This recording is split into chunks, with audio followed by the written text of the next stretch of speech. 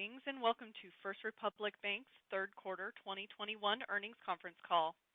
Today's conference is being recorded. During today's call, the lines will be in a listen-only mode. Following the presentation, the conference will be opened for questions. To join the queue, please press star 1 on your telephone keypad at any point during the call. I would now like to turn the call over to Mike Ionelli, Vice President and Director of Investor Relations. Please go ahead. Thank you, and welcome to First Republic Bank's third quarter 2021 conference call. Speaking today will be Jim Herbert, the bank's founder, chairman, and co-CEO, Gaye Erkan, co-CEO and president, and Mike Roffler, chief financial officer. Before I hand the call over to Jim, please note that we may make forward-looking statements during today's call, which are subject to risks, uncertainties, and assumptions. For a more complete discussion of the risks and uncertainties that could cause actual results to differ materially from any forward-looking statements, please see the bank's FDIC filings, including the Form 8-K filed today. All are available on the bank's website. And now, I'd like to turn the call over to Jim Herbert. Thank you, Mike. Good morning, everyone. It was another strong quarter with robust growth in loans, deposits, and wealth management assets. First Republic's unique, simple, client-centric business model continues to perform very well across all of our segments and our markets. Since 1985, First Republic's success has been grounded in a culture of exceptional service, taking care of each client one at a time, serving our existing clients exceptionally well. Nothing has changed. It is a story of straightforward execution of our model, which results in consistent compounding, organic growth year after year. This quarter was not an exception. Let me review briefly the results for the third quarter. Total loans outstanding were up 18.8% year-to-date annualized. Total deposits have grown 39% year over year. Wealth management assets were up 50% year over year to a total of more than $250 billion. This across-the-board organic growth drove our very strong financial performance for the quarter. Year over year, total revenue has grown 30%. Net interest income was up 27%. And quite importantly, tangible book value per share increased almost 19%. The safety and soundness of the bank continues to reflect very strong credit quality. Net charge-offs for the quarter were only $292,000, just a fraction of a basis point. Non-performing assets at quarter end were only 7 basis points of total assets. As always, we're very focused on capital and liquidity. During the third quarter, we raised $1.2 billion of new Tier 1 capital to support our continued growth. This included common equity as well as our Series M perpetual preferred stock, which was issued at our lowest dividend rate ever, actually, 4%. At quarter end, our Tier 1 leverage ratio was 8.55%. Our HQLA liquidity level at quarter end was 16.7% of total average assets. This included very strong cash levels. We continue to be focused on strengthening our communities as we have been for 36 years. For example, this month we participated in a capital raise for the Supportive Housing Fund managed by SDS Capital Group. These funds will be used to address the homelessness challenge in California by providing additional permanent housing. Our participation in this initiative is only a modest part of our long-term focus on investing and strengthening our communities. Overall, 2021 so far has been a strong and successful year. Now let me turn the call over to Gaye Erkan, co-CEO and president. Thank you, Jim. It has indeed been a strong year thus far. The simplicity of our business model allows us to deliver consistent performance quarter after quarter while remaining acutely focused on the long-term success of the franchise. Our strong performance supports further investments in the delivery and scalability of our client service model. For example, we continue to invest in our colleagues, new talent, and operational infrastructure to support our growth. New preferred banking offices to deepen our presence in our existing markets. And technology and digital enablement to further empower our colleagues and reinforce our trusted client relationships. Let me now provide some additional detail on this quarter's performance.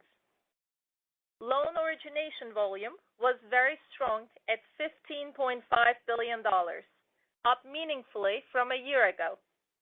This is our best third quarter ever. Single-family origination volume was strong at $7 billion. Single-family continues to be a key driver of our growth, representing more than 75% of our year-to-date loan growth. I would note that the weighted average loan-to-value ratio of single-family originations year-to-date was just 59%. Refinance accounted for 53% of single-family residential volume during the quarter. A large proportion of refinance activity continues to come from clients with loans at other institutions, providing us with great opportunities for new client acquisition. We continue to maintain our stringent underwriting standards. The weighted average loan-to-value ratio for all real estate loans originated during the third quarter remained conservative at 56%, slightly lower than the prior quarter. Turning to business banking, business loans and line commitments, excluding PPP loans, were up 31% year over year. Capital call outstanding balances increased during the quarter, reflecting growth in commitments, as well as an increased utilization rate of 37.3%. In terms of funding, it was an exceptional quarter.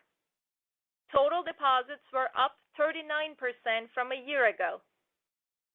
At quarter end, checking deposits represented 69% of total deposits. Business deposits represented 62% of total deposits, up slightly from the prior quarter. The average rate paid on all deposits for the quarter was just 6 basis points, leading to a total funding cost of 17 basis points. Turning to wealth management, assets under management increased to $252 billion. This is an increase of $57 billion year to date, over 60% of which was from net client inflows.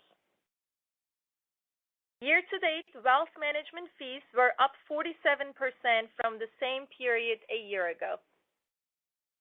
The strength of our integrated model continues to attract very high-quality wealth management teams to First Republic. In total, we have welcomed 9 new teams year to date.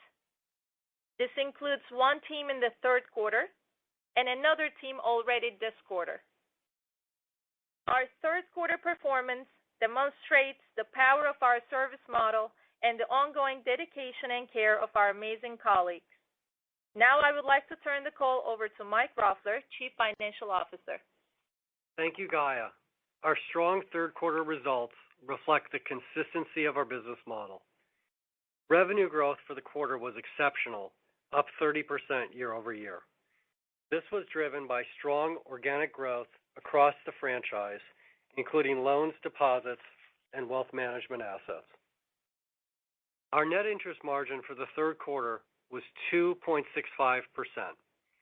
This reflects the impact of our elevated cash position from fiscal and monetary policy, which has resulted in significant deposit growth. We continue to expect our net interest margin for the full year 2021 to be in our previously communicated range of 2.65 to 2.75%. Importantly, net interest income was up a very strong 27% year over year. This is due to the robust growth in earning assets. Let me now provide a brief update on our core banking system conversion. We're very pleased with the progress of our core conversion and are in the final phase of delivery. We now expect to complete the conversion in the first quarter of 2022. This extension of 1 quarter will give us time for additional in-person testing and training that has been delayed due to the COVID-19 Delta variant. I would note that our efficiency ratio guidance for the full year 2021 remains unchanged at 62 to 64%. For the quarter, our provision for credit losses was $34 million, which is reflective of our strong loan growth. As Jim noted earlier, we are particularly pleased with our Series M preferred stock offering in the third quarter. In the fourth quarter of 2021, our preferred stock dividend will be approximately $33 million.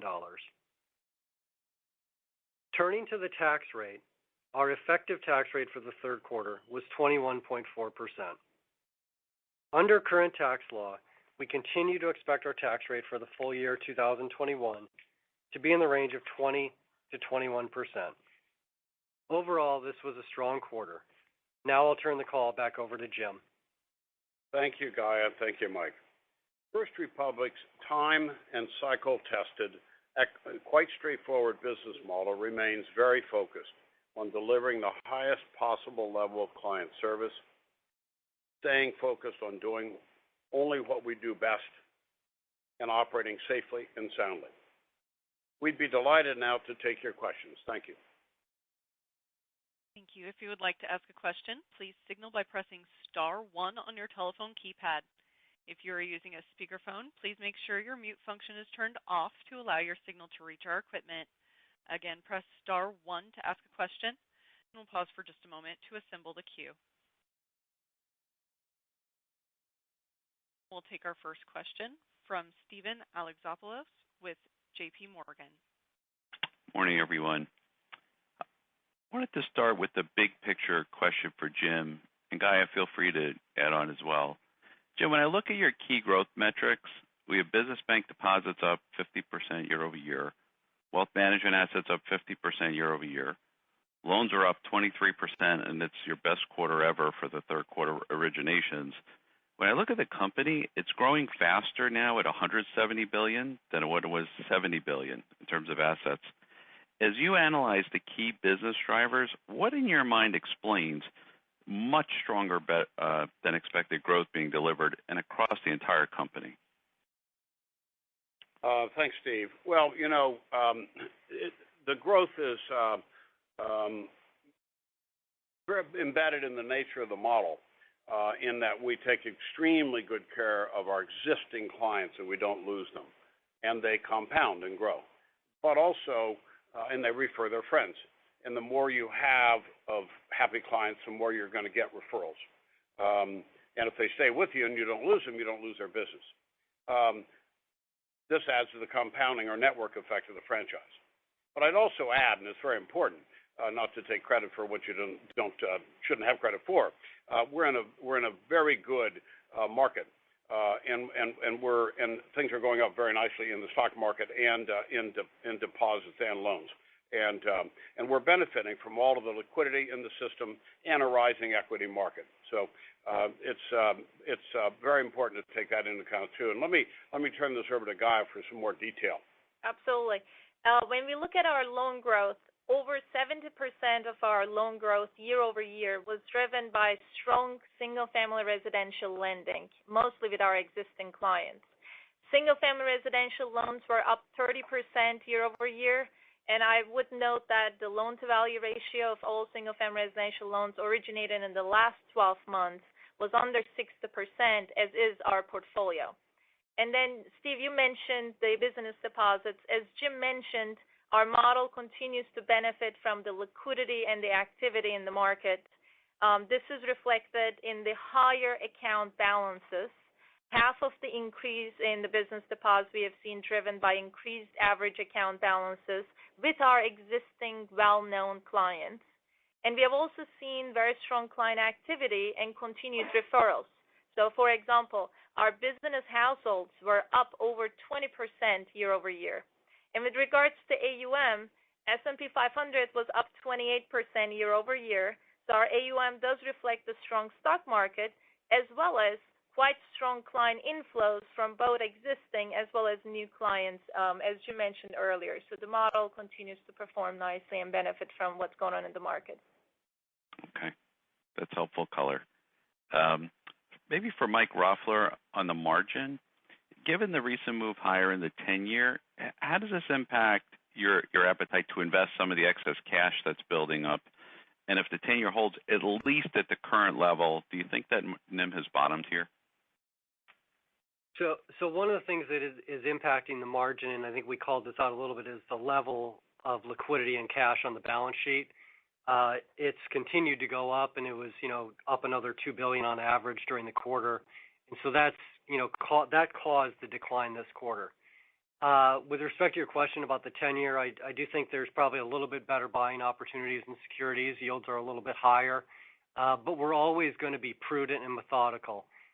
Just because we have the cash, here, we're going to deploy it in a rational and methodical manner, and most importantly, respond to client demand from a lending standpoint. Okay. So do you think NIM is bottomed based on that? Would that be the best guess at this point? Honestly, a lot of it in the near term is based on the cash levels. If the cash levels were to dissipate a little bit, then you'd probably see the NIM up a couple basis points. Okay. And then a final question, if I could squeeze one more in. It's been quite a few quarters that the loan growth just continues to run above the mid-teens guidance. Just staying with the 10-year, if that continues to grind up, this cools the refi market a bit. I'd imagine this pandemic buying wave will burn out at some point too. Do you think in that environment you guys could still deliver mid-teens loan growth? Thanks. Thanks, Steve. Well, the short answer is yes. We went back and looked at 93 to 95, 99 to 2000, 204 to 06, and 15 to 19, all of which had a rising rate environment. And each one of them was up 19, 21, 22, and 19% year over year loan growth. So it doesn't really, it shifts a little bit in single family, which is the backbone of our growth, as Guy just indicated, over 70%, I think. It shifts from purchase to refi, but remember, rates going up, good economy, and so more activity. Okay, great. Thanks for taking my questions.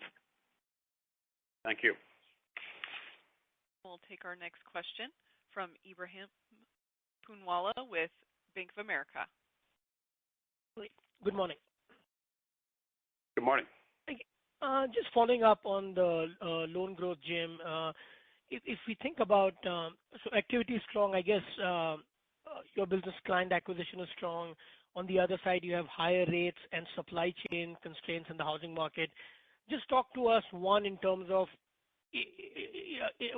what do you expect the refi mix to look like if rates stay where they are and we go forward, and how big of a deal is the lack of supply in the housing market as you think about growth over the next year? In our markets, we can't speak for the whole country, of course, but in our markets, the supply constraint is still pretty tight. It is getting a little better. Listings are up slightly, and prices appear to have maybe topped a little bit. I don't want to say they're done rising by any means, but on the other hand, we do see an occasional deal transacting below asking, very little, and so it's not quite as frothy as it was, which I consider to be good. I think we probably all do. But our refinance volume, if you go back many years, basically has always been about 40% or greater of our total single-family loan volume, and so we seem to have a base there. And to some extent, that's driven by the very nature of just human activity. Adding a room, refinancing, moving, job, et cetera. So there seems to be a pretty good base under it. Got it. And I guess just a separate question, Mike, you mentioned the systems conversion in 1Q22. Remind us, once the conversion is over, what that means, if anything, in terms of efficiencies or in terms of even revenue synergies that might come through once you move to the new system. Yeah, I mean, I think we're excited about the progress and the new system and the things that will help with our colleagues in serving clients. So I think that's what we're really excited about. But I would say that we're always investing for client service and continuing to support and serve our clients. And so there's always something we're going to do. This will make us, I think, operationally a bit more efficient. And also some of the costs of implementation go away, but there are other things we like to do and make sure we're serving clients well. Got it. Thank you. We'll take our next question from John Pancari with Evercore. Morning. Morning. On that same systems topic, the delay, was there any related expense impact from that?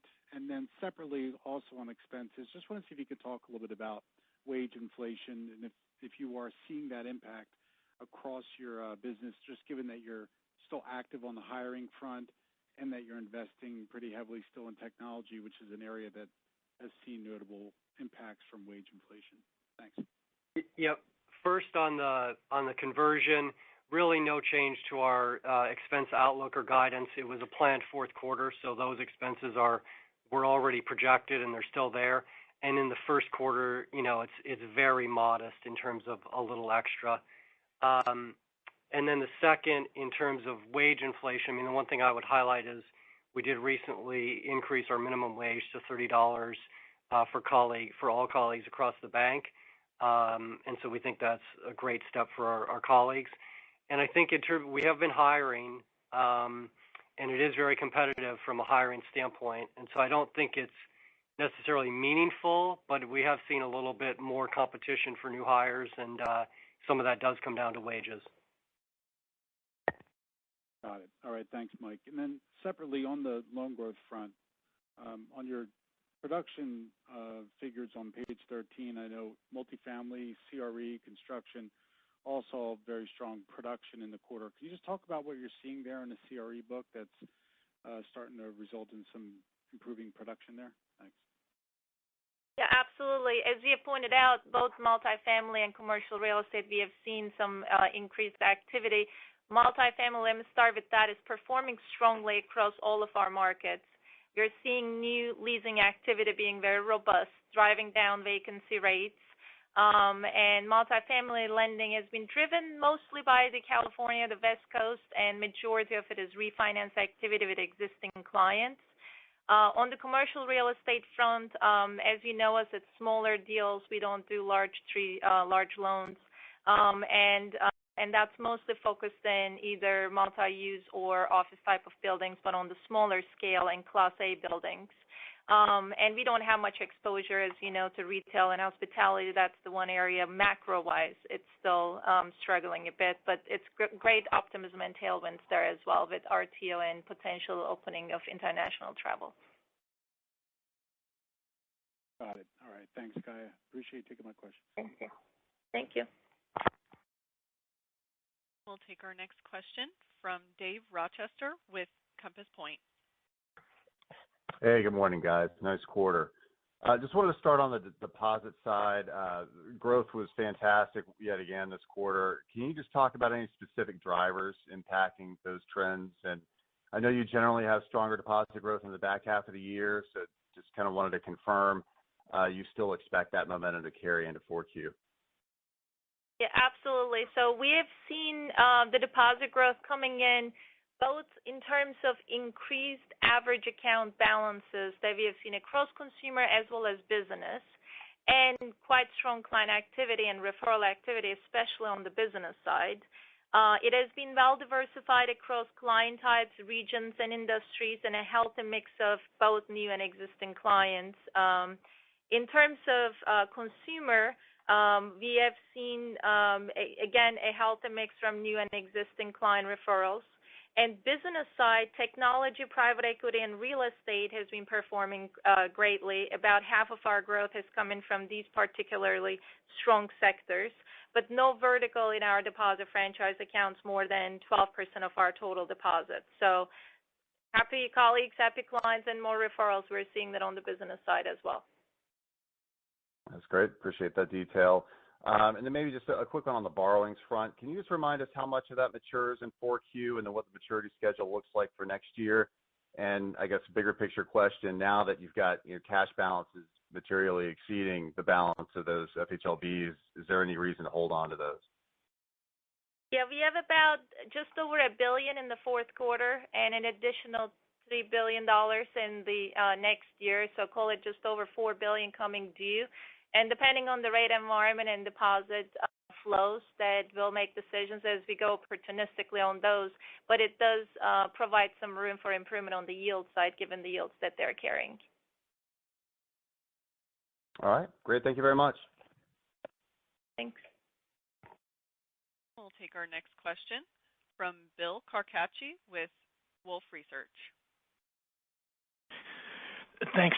Good morning. Jim, your comments at the start of the call around the consistency of the model make a lot of sense, but I wanted to ask if you could comment on how you're thinking about the pace of deceleration in loan origination growth from here. Last quarter was your strongest ever, and this quarter was your strongest third quarter ever, so it'd be natural to see some deceleration off of these very high levels, especially as you go up against tougher comps. So just would be curious to hear your thoughts there on the pace. And then separately, if you could also discuss what kind of impact, if any, you think the Fed's tapering could have on your mortgage business. And Gaia, please, would also love to hear your thoughts. I think the loan volume is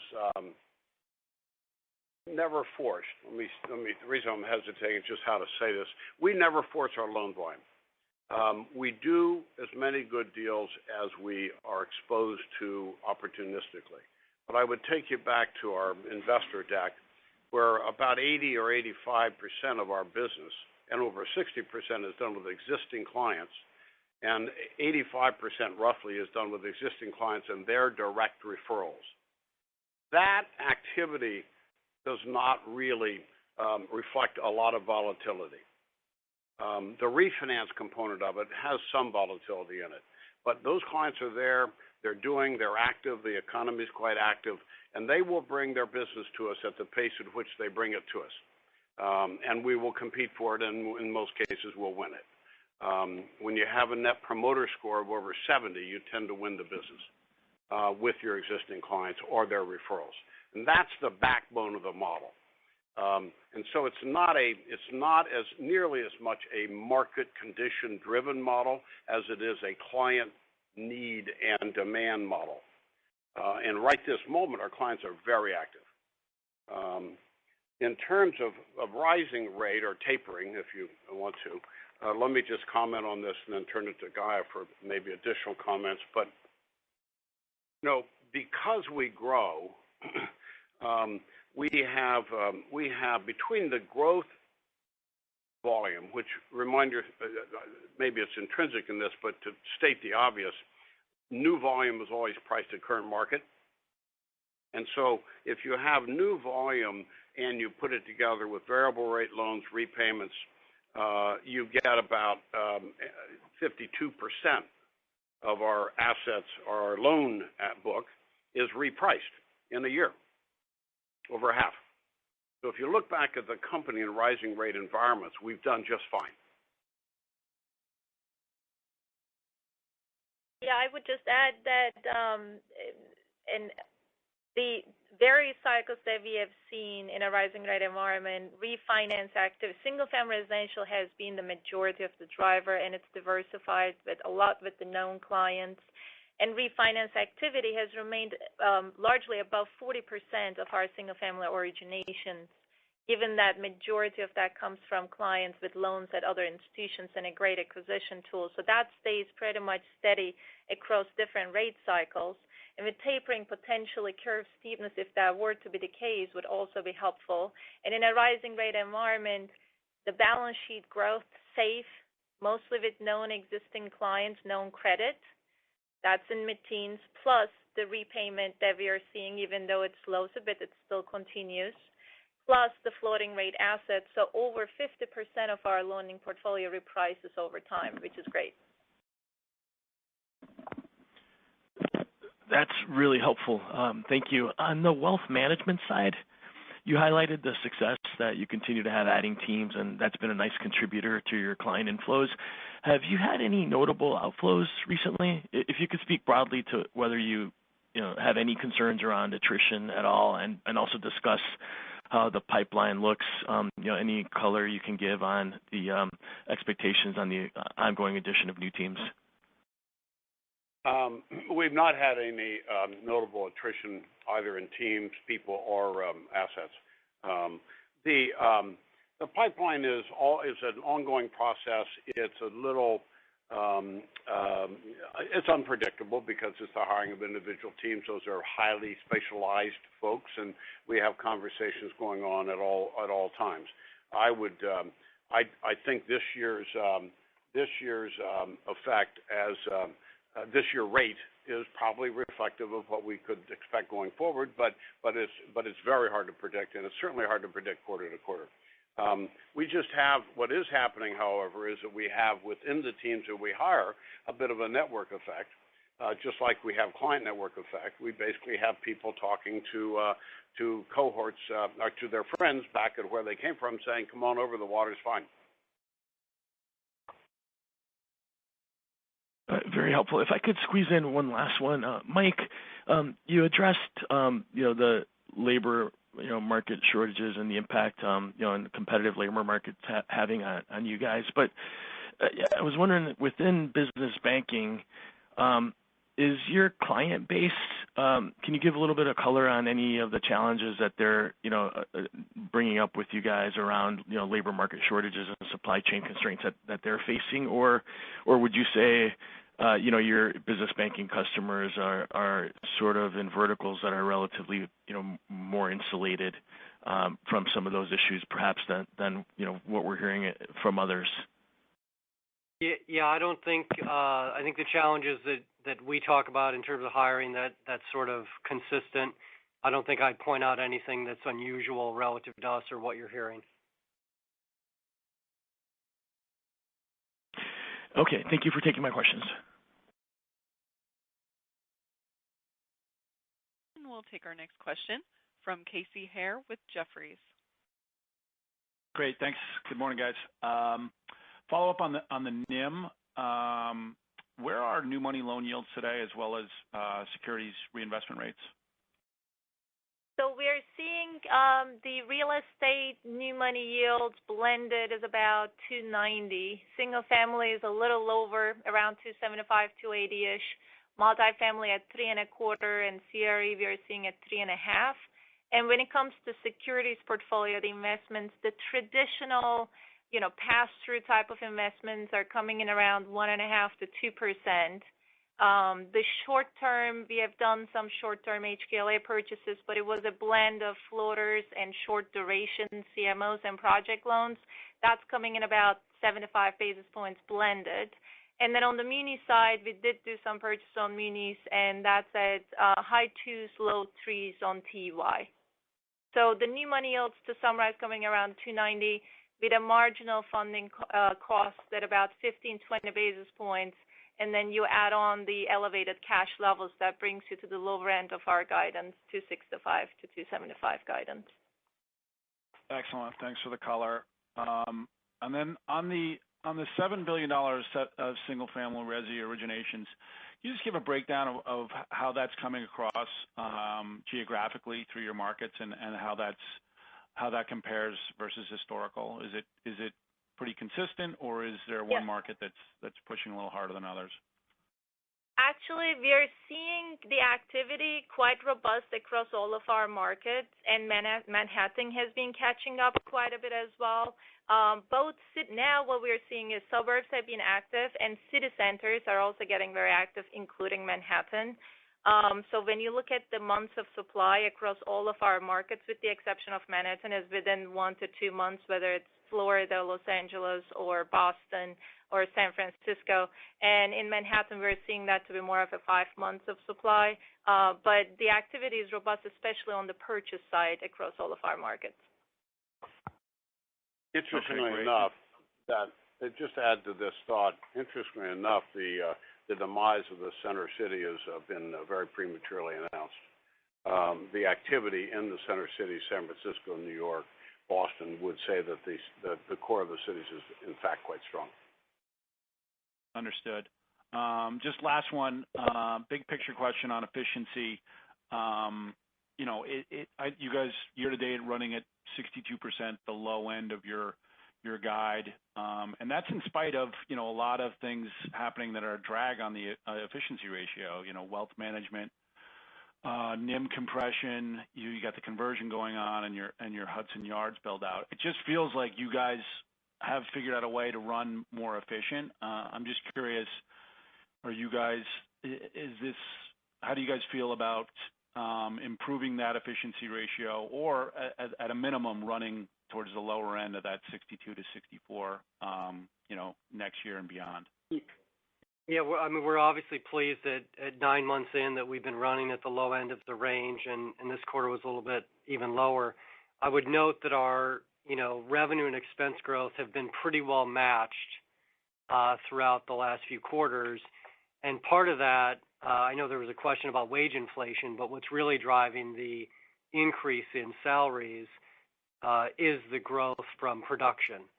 And so you're seeing increases in assets under management, increases in deposits. There's an expense associated with that from an incentive standpoint that's matching pretty well with the growth in revenues, which is really over a long horizon is probably more of our focus than squeezing the last dollar out, right? We're investing for client service in the future, and so it's important those things align over time, and that's what I think we're most pleased about with the last several quarters.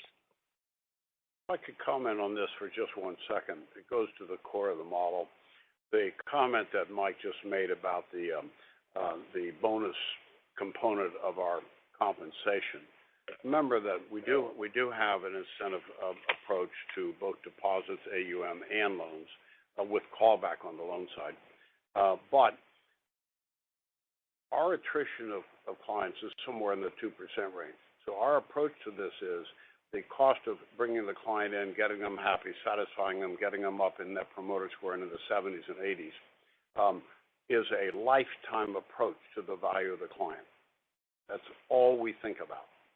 And the question is, if you're going to have the client for 20, 30, 40 years, the upfront compensation to bring them in and land them happily inside the bank and keep them is modest or less. Thank you. We'll take our next question from Ken Zerbe with Morgan Stanley. Great, thanks. Good morning, guys. Morning, Ken. Actually, maybe a question for Mike to start with. Just I don't want to ask another big picture question, so I won't. But specifically in terms of fourth quarter efficiency ratio, like obviously you're averaging so far this year, call it very low 62%.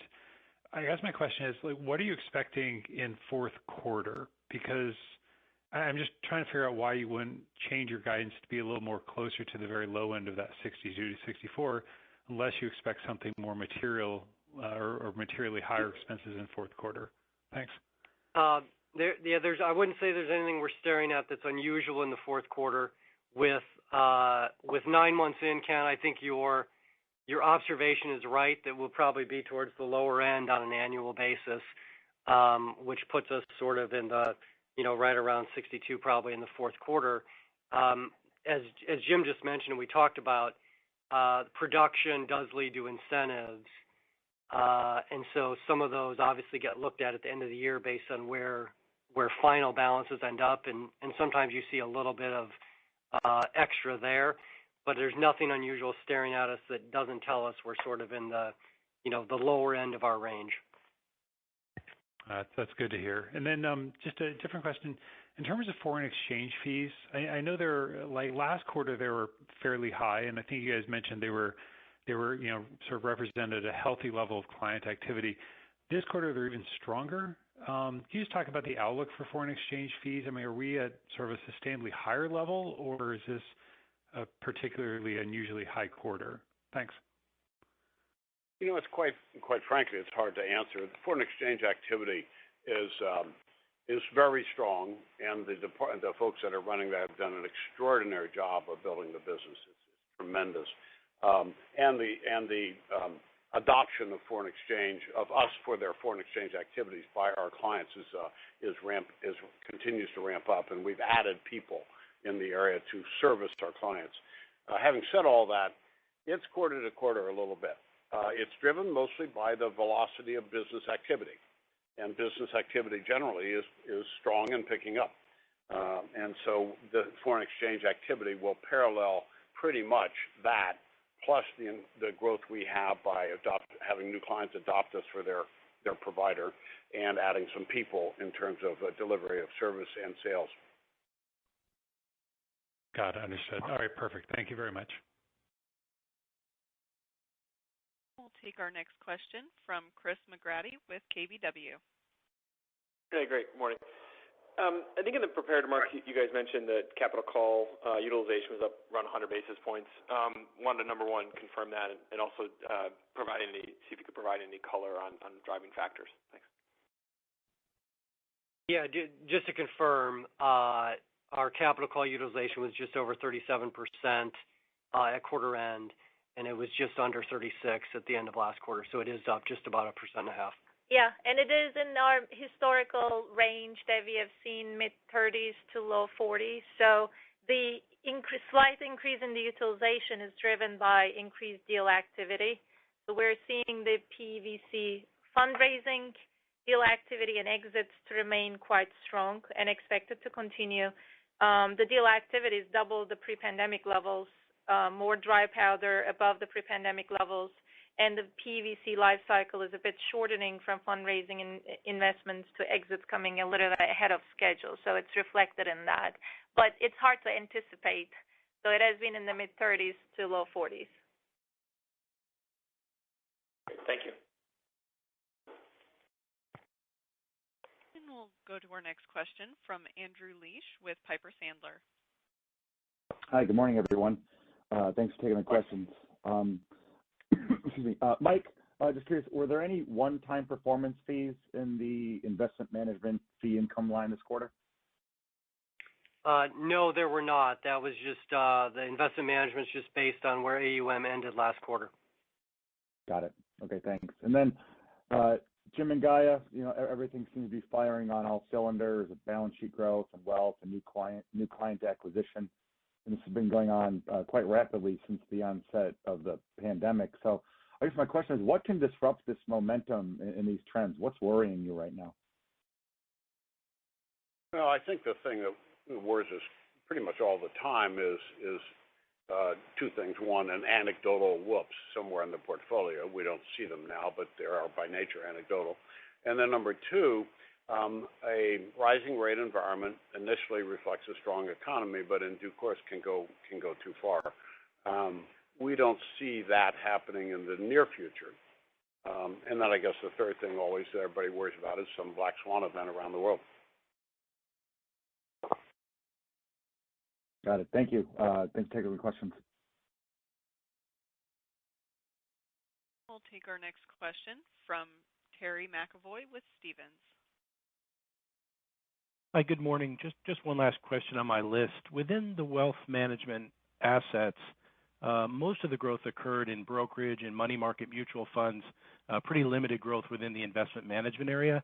And I guess my question is, from a profitability and revenue standpoint, where would you like to see that growth, and how much of an impact does growth in the mutual fund kind of impact quarterly performance? And any commentary on why the investment management was flattish in Q3?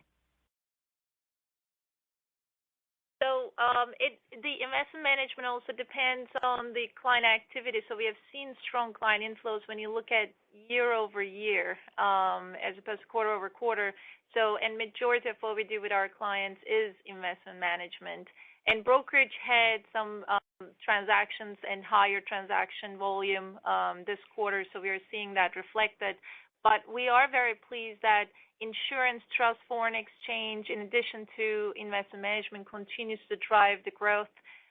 We used to have our PWM fees to revenues at about 5% or so about in the last decade, and now we're at over 15% share. So we're very pleased with the continued growth. And that speaks to the holistic approach of banking and the wealth management of the client and the teamwork that drives that internally. So that's where it differentiates us the most. It's not some separate siloed transactions. It is mostly driven by holistically serving the client with an amazing teamwork across banking professionals and wealth management professionals. And the cash that was elevated, we did move some of it to off-balance sheet tools in the toolkit. That's what you're seeing in the money market mutual funds growing, but that profitability and revenue off of that is small. Great. Thanks for the incremental color. Appreciate it. Of course. Thanks. We'll go to our next question from David Chiaverini with Wedbush. Hi, thanks. Couple follow-up questions. The first on capital call lines. When you went through the loan pricing metrics, and maybe I missed it, but did you provide the pricing on capital call lines? I did not. Thank you for bringing that up. So it's usually around prime minus 50, prime minus 75, around that level that we're seeing that coming in. Thank you for that. And then a follow-up on the performance fees. Usually you guys have some come through in the fourth quarter. Do you have a sense of the magnitude those could be, or is it too early to tell? So you're right. The last 2 years we have had a fourth quarter fee. It's probably too early to tell, but sort of the preliminary is we don't expect it to be a meaningful amount like it has been the last couple of years. And so I don't expect to see a bump from that in the fourth quarter. Great. Thanks very much. We'll take our next question from Tim Coffey with Janney. Thank you. Morning, everybody. Morning. We've seen some movement in real estate values over the summer, and I'm wondering, as it relates to your commercial real estate and multifamily investor clients, do you think that move encouraged them to get off the bench and put some of their dry powder to work? Yes, a little bit. Commercial real estate, and of course buried in that is retail and all kinds of things, office, is still slow. Multifamily, on the other hand, has picked up. And multifamily values are stabilized at good levels, high levels, and rents and vacancy is stabilizing. And there's a lot more forward vision in the issue of rent subsidies, and so that is stimulating multifamily activity. The good news is there's also a fair amount of new multifamily activity going on, which I think the country definitely needs. So we're seeing a pickup, as Guy indicated earlier. Okay. And then, Jim, if I can stick with you, have you seen a meaningful migration of your clients from the coast to more inland areas where you're not currently, you don't currently have footings? I mean, we've heard news about Texas. Bozeman, Montana certainly has seen a lot of inflow. I'm wondering if you're seeing any migration like that. So actually, majority of clients that do move have stayed within our market, so the migration activity has been very muted in terms of going out of First Republic footprint.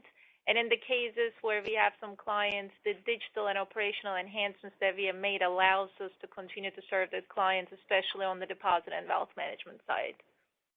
And we have seen a lot. So, for example, if a client moves from Manhattan to the suburbs or a second home in the suburbs, we have seen that to happen. Some primary residency changes, although limited, whether it's to Florida or Wyoming, we welcome those clients over there as well. So majority of that migration has been within First Republic footprint. Okay, great. Thanks, Guy. And then just one last question. Last quarter, you kind of expressed some interest in maybe perhaps expanding the personal line of credit product. And I'm wondering, did you do anything on that in the quarter? Not, that product is going very, very well. We're running at a rate of, around 6,000 new households per year, and we're very, very comfortable with that rate. If it could go up without credit change, we'd be delighted, and we're working on that. But remember, it's only about a year old now, a year and a little bit, and the results have been actually stunning. as a cohort, that we have greater deposits than we have money out. Great. Thank you. Those are my questions. And that concludes today's question and answer session. At this time, I will turn the conference back to Jim Herbert for closing remarks. Thank you all very much for joining us today. Have a good day.